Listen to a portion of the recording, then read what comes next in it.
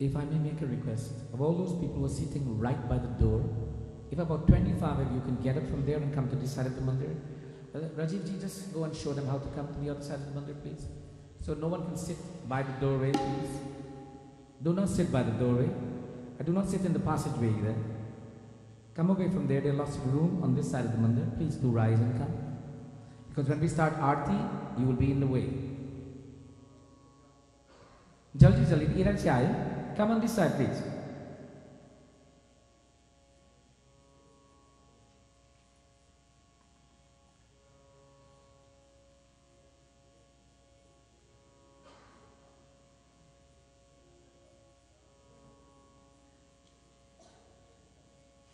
Thank you very much.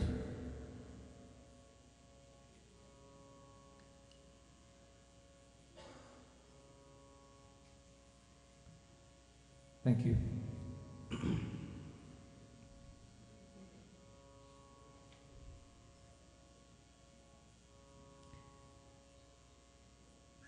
In the Hindu calendar, we are in the period of Pitra Paksha, which is also known as Shrad.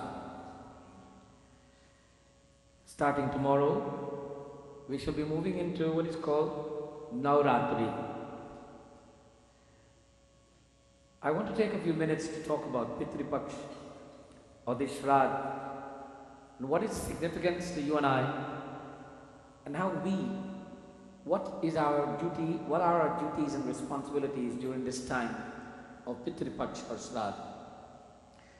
Pitri means those who have existed in the past. Those who have existed in the past and those who exist today are all divine. We are all divine beings. God exists in all of us.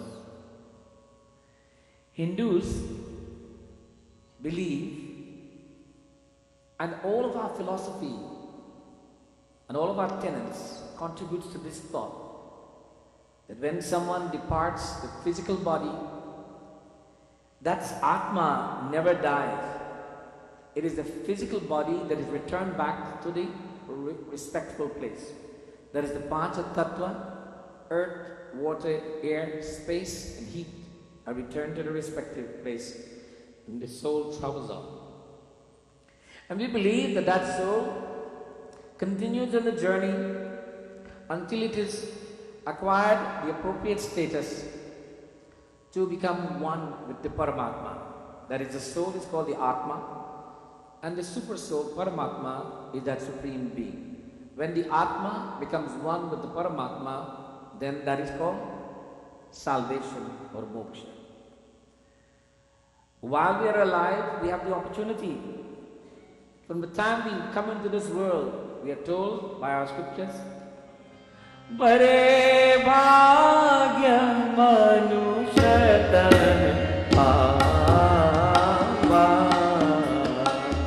Bare bhagya manushatan aava, Suraduralabh sabkrantan dava, Sri Ram Jai Ram Jai Jai Rama, Sri Ram Jai Ram Jai Jai Rama,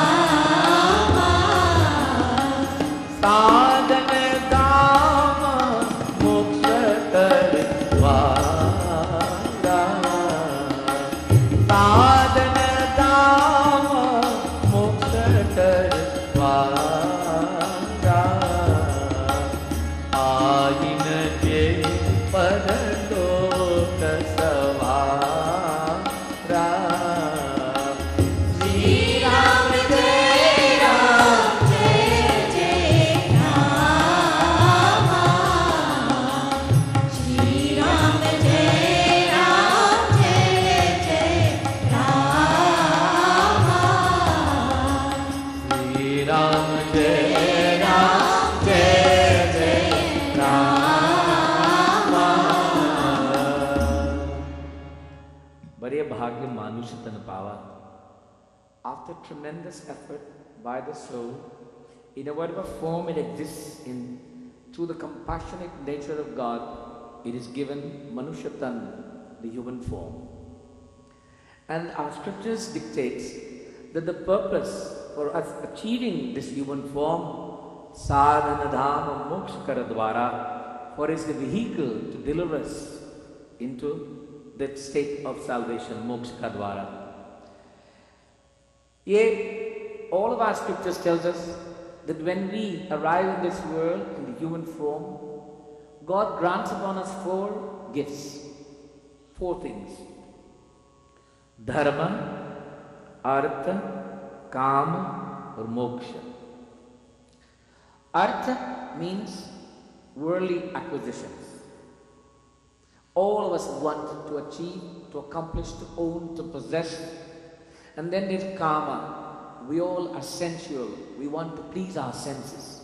Bhagavan has granted us this privilege. He says, yes, you can acquire and you can appease your senses. But he says, parallel with acquisition of materialistic possessions and pleasing of the senses, it is important that you engage yourself in dharma, which is religious merit. Following a prescribed pathway that guides you, that you do not over-abuse or over-exercise the sensuality. Do you not over-exercise the desire for materialism? And when you can apply dharma and control artha and kam, then the fruit of moksha becomes a reality. And what is the fruit of moksha? Moksha is not realized when we die. Moksha is achieved while we live. We accomplish when we die what we have achieved while we live. If we did not live in a state of moksha when we die, we will not be in moksha. We'll have to come again to get that moksha. And that moksha is when we have a relationship with God. When we have a relationship of this nature, you know, many of us know that I have a brother and I have a sister and I have a mother and father, but we know we have them, but we don't have any relationship with them. I hope that doesn't relate to anybody here. But we know that we're related, but we have no relationship. We don't interact, we don't talk, we don't care, we don't feel. Although we are related, we have no relationship. We are all related to God. हम सब भगवान को संतान हैं. But do we have a relationship with God? There are people who live in the same house. They are related, but they have no relationship. They are not interacting in a harmonious way as such. They might see each other, but they do not relate to each other. This relationship with God that I am talking about, that is called moksha, is acquired when mansa, karma, vacha, in our mind, our actions and our words, we are constantly glorifying and appreciating God. Now someone will say, Panditji, how can I constantly be glorifying and appreciating God when I have to work for a living? When I have a mortgage to pay, when I don't have a job? If I spend my time only glorifying God, when will I do these things?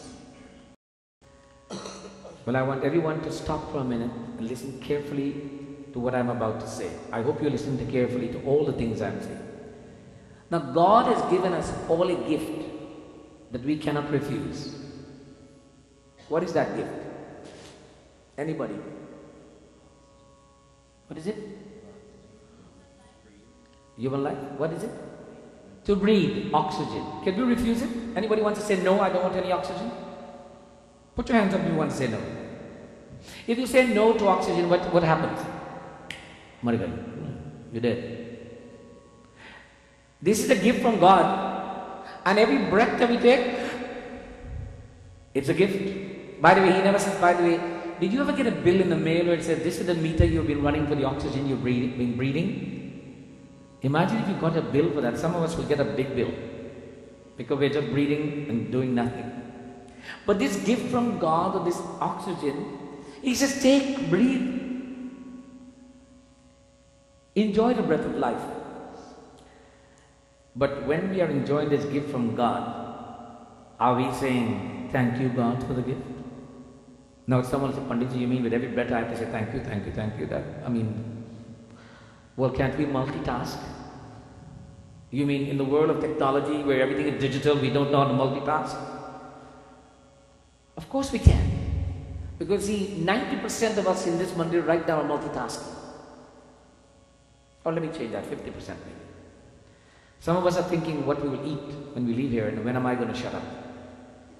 And at the same time you're listening to me. Or you're pretending to listen to me. And the other percent is saying, this makes sense. I wonder how I can connect and still live in the world. So we have the ability to multitask, to give thanks to God. Swasa swasa Prabhu ka naam smaran karenge. With every breath we take, we must be conscious of the reality that the next breath comes from the grace of God. And you know, you don't have to worry about it. Just accept it. Just accept it. Accepting that, we know that God gives life. And every life has an allocation. Ishavasamidam sarvam yatkincha jagatam jagat tena tyakena unjita magida kasya svidanam. We are told from the Upanishads that this world, the Lord says, I am that Lord of this entire world, of things that are animate and inanimate. Let it be known that all things, animate and inanimate, has a limitation, has its allocation. Do we know how long do we have? Don't put your hands up now, please. But there is an allocation. We all have an allocation. There's a time clock somewhere ticking. And when that time clock comes to its duration, it stops ticking, the human existence is no more. And then we join the world of the Pitris. Today and yesterday and all the other days for the last 13 days, Hindus all over the world have been going to their place of worship, in their homes, in their yards, or any form, have been remembering and reflecting upon those whom were part of their lives, their previous generations. Not only one, not only two, but as far back as they can remember. This time, these 14 days are dedicated to all Pitri Devas. any generation, what we know and what we do not know. Some of us, our parents have departed and we could not go to the funeral services. We did not participate in the Shrad ceremonies. During this time, we have an opportunity to make up. And as such, there are the prescribed format of doing tarpan, offering water, milk, tilanjali, giving dan, gifts, that's why we give the grains and all, giving away something of charitable nature in appreciation for what our parents have given us, what our forefathers have given us. We give gifts. The dan and the gift that we give is not given to the dead. It's done in honor and memory of the departed. When we do the tarpan and we offer all the mantras and we call the names of the departed, we are saying, it is I who reflect upon you and you are still alive in my life. For you, I depend upon to give me positive blessings throughout my life. Pitri Devaka Darshan. And in reality, Hindus are supposed to do Pitri Puja every day. Now, most of you have heard of me talk about what's called the Panch Yajna. 5 sacrifices that every Hindu must make every day. First, we must pray to God. This is called Devi Yajna. Whatever format we choose, we must take some time to say, I give this time only to give thanks to you, to God. And remember, prayer is not to ask. Prayer is to thank. If we are making a request to God, pratna, interpretive request, the pratna must be, oh God, accept me, forgive me, have compassion upon me. Not to say, God, I want this, I want this, I want this. That is not a prayer. A prayer to thank you or asking for compassion or forgiveness. So that is Dev Yajna. Then there is Rishi Yajna. We are supposed to get our minds engaged in something scriptural. Read something of a high philosophy that will expand our paradigm about the world and God. In essence, read our holy books. Whatever, Chalisa, Ramcharitmanas, Bhagavad Gita, Mahabharata, whichever we choose, or some philosophy, every day you must read something. Now I know everybody's making notes of the things they do every day, right? I'm going to ask how many of you read your scriptures every day. Don't put your hands up now, please. Some of you will have to look for it if I tell you to read it. You'll have to find it first because you don't know where it exists in your home. Everybody looks so very sad and very worried right now, so I need to tell you something funny so you can smile. So everybody relax, please. We don't have to be morbid about this. This is a genuine true story. A Catholic priest told me this. He says, Pandit Sharma, I want to share something with you that you could share with your congregation, especially the ladies in the congregation. Please take note. He said, you tell them, if they want to hide any extra money they have from their husband or children, let them put it in their holy books. Nobody will go there. Try it and you'll see. You can leave it there for years and months, nobody will open that book. They will see it, they have pranam kare, but they will not open the pages. The page will be left untouched. So put it inside, leave it. A good bank account. Don't worry about the mattress and things like that. Right into Ramcharitmanas, Bhagavad Gita and everything like that. Get a big one and put it in the middle of the house and put it inside. Nobody will open it. Although it's in the middle. But so, Rishi Yajna is to read the words of the Rishis and the Munis which start scriptures. Then there is Pitri Yajna. Every day, that is why Hindus, when you go to Hindus' homes, our homes, you will see the pictures of our departed relatives, especially our mothers and fathers and grandparents from both sides of the family, are usually on the altar. Why? Because they have become Pitri Devata. We bow to them, we say pranam to them every morning when we pay pranam to all of our deities, and as such, we are respecting and giving reverence to them every day. So it's not only this time that is Pitri, every day, but this is a time dedicated for this purpose. But it's also important, we have a misconception that people say because it's dedicated to Pitri Dev, we must not do Devata Puja. That is, we must not pray to God. Well, all of us are in the Mandir right now, and I want you to know that we are doing puja, and we do not stop doing puja during Pitra Paksha time. So that tells you something. What you should not do during Pitra Paksha, because since it's the time where you are reflecting upon your departed relatives, it is like a period of mourning. It is a time for no utsav, no celebrations. That's when you should not have any party, you know. And you should not be having weddings, because these are celebratory things. Or doing a major function, because there is sadness in your heart. And you want to give that devotion of time, but it doesn't mean you must not pray to God, because during this time when there is sadness in your heart, you need to connect with God even stronger. So then we have, now last week I mentioned this, I mentioned 1, 2 and 3, and then I forgot to mention the other 2. And when I was finished, I had 4 people come and say, Panditji, what are the other 2? So let's see if you remember the first 3. Come on, first one is? We're doing good. What's the first one? Bolo? What does that mean? I lost all of you. Let's say, the first good sacrifice is to pray to God. Say it, to pray to God. Go! And that is called Dev Yajna. Then there is Rishi Yajna. That means to... Come on. If you say it, you will believe it. Go on. 1, 2, 3. Some of you say, why should I have to say it anyway? Who is he? Go on. Read. Say it. Read our holy books. And third, it's called Pitri Yajna. Remember our departed relatives with reverence and love. Now, fourth is a very interesting one. We're living in a world where we're so eco-conscious. Everybody is talking about the bio system and how to protect us from, we're destroying the ozone layer and all of this. Hindus, since the creation of time, have been conservationists. They've always been conscious of looking after the environment. And Bhuta Yajna means look after the environment. Now stop using hairspray. No disrespect to anybody who's using it. Stop doing the things that will destroy the ecosystem. So, plant a tree, water a plant, things like that. And then lastly, it's called Nari Yajna.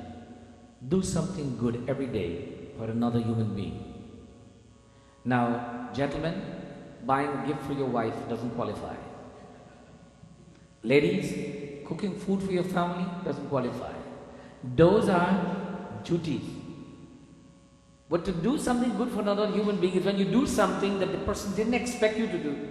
You don't expect any payment for them, and they're not in a position to do anything for you. You've done it out of the joy of doing it, and you've forgotten the moment you've done it, what you have done.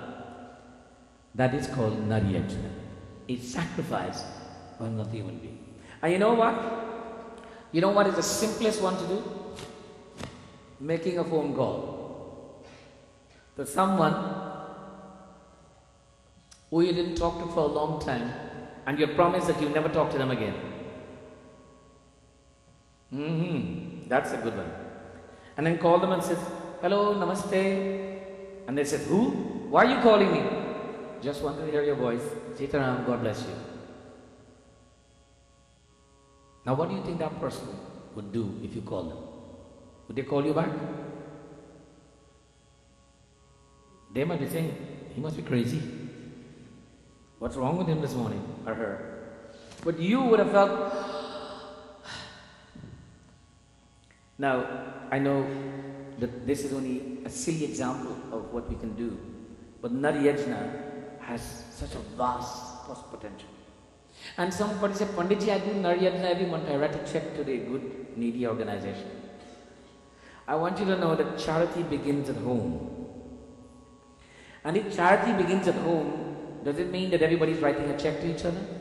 Like husband write a check to wife, wife write a check to children? It has nothing to do with writing checks and giving money. Charity comes from the heart. And it's doing something from the heart that is called Nari Yajna. I wanted everyone this morning to have a few things clear. Let me review these points. We all are divine. We all have a purpose in life. We all have the opportunity to acquire moksha. We all will die. We all have relatives who have died. As such, we all have a responsibility to connect and to pay reverence to those who have caused us to be here and to be who we are. That is respect.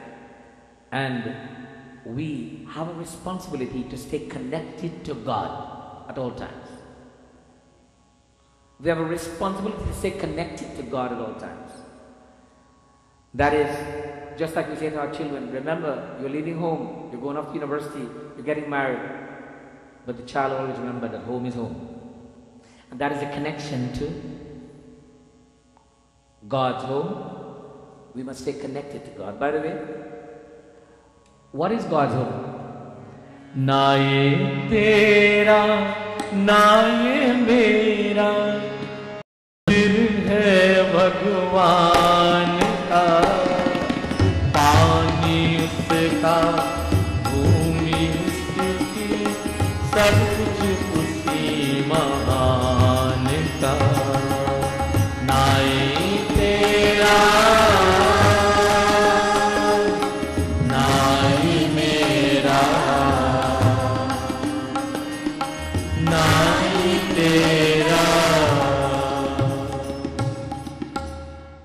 What is the Lord's temple? Na ye tera, na ye mera. It is not mine, nor is it yours. Mandir hai Bhagwan ka. Do not believe that the poet is talking about this mandir. Pani usaka, bhumi usiki, all of the waters of the earth and all of the land surface, all belongs to God. And all that belongs to God is His temple. Wherever we are, ये भगवान का मंदिर है. So remember, it is all the Lord's temple, wherever we are, wherever the water on the earth, wherever, or on the sky, it is His mandir. So we cannot escape the fact that we are in His temple. You know, someone say, I want to tell you something bad, but I can't tell you I'm in the mandir. Let me go outside first. Bhagwan is not outside. No. So, some of us leave Him when you go outside. Please do take Him with you when you go. We cannot be separate from Him. And it doesn't matter what we have or don't have. God is always with us. Prem Surumapati Mahadeva ki, Pavan Putra Hanuman ki jai.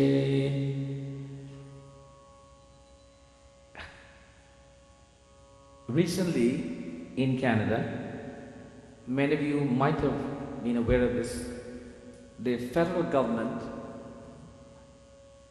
has made a declaration that they will not fund what is called part-time chaplains in prison systems. Now, how many of you know of this issue?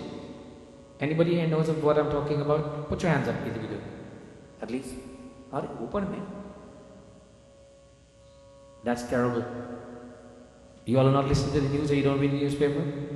Because you should be concerned. And as such, the government has made a declaration that says they will not provide money for people who go to prisons and attend to the spiritual and religious needs of those people in prisons. By the way, I want you to know, we are safe. The statistics of Hindus in prisons are so low that we don't even show up on the map. But that doesn't mean that we are not in prisons. There are quite a few.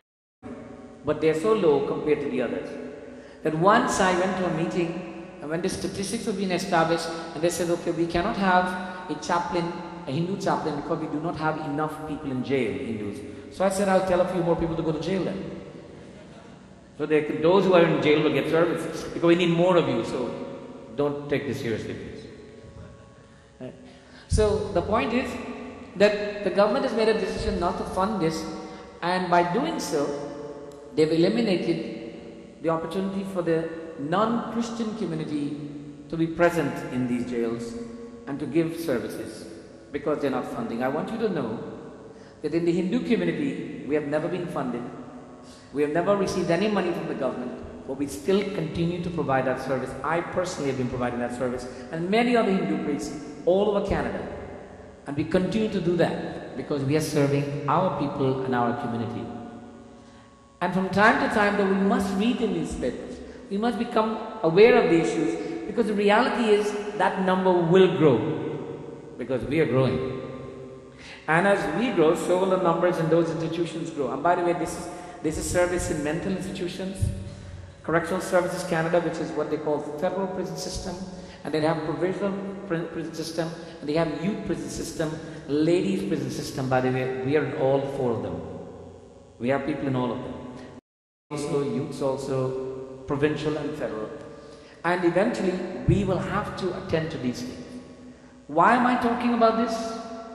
I want you to be aware of it, that as a community, we must be aware that these are social services that we must provide. And the time will come when our community will have to be like the Catholic Church or the Anglican Church, where it has people that are paid to do these jobs because it is a requirement. To go, one of the federal prisons that I've attended is about 4 hours drive from Toronto. It takes one day, 4 hours going, 4 hours coming, just to go there. And the fact of the matter is, there are young people in those prisons, and they need spiritual guidance. So be aware of these issues and try to get engaged in your community. Whether it's in a mandir or through some community activity, get engaged so that you can contribute to the betterment and the welfare of your community and other communities.